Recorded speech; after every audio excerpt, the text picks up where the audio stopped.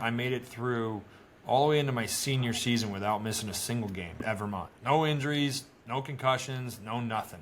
Gosh, made it to the pros, and everything was going pretty well. I missed a few in Providence, but nothing bad. And then towards the end of my season, for some reason, there was just a cloud over me, and there's nothing I could do about it. It's no matter how freaking hard I trained in the summer or what I did or this, that, and the other, there was just I was just not catching a break, man.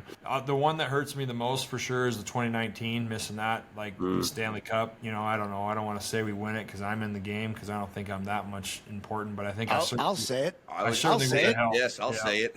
Yeah. I'll say it. That was a huge loss for them. You not in the playoffs that year. That was massive. But my knee thing was just totally fluke play, and we're going back for a puck and we just clip ankles. I don't know. I go into the boards and sure enough, I'm hit my knee. I'm it's really not that bad. I got off. They pulled me off. They take a look at it. Everything's moving just fine. They're well, let's just go take some x-rays just to be sure. When they're hey dude, your patella snapped in half vertically. I'm what? I have full motion in it, nothing, it's totally fine.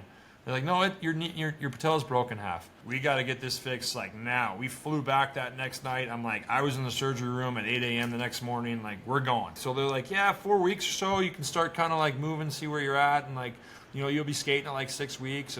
But that put me on track, if that was the case, to be back for game 2 of Stanley Cup final.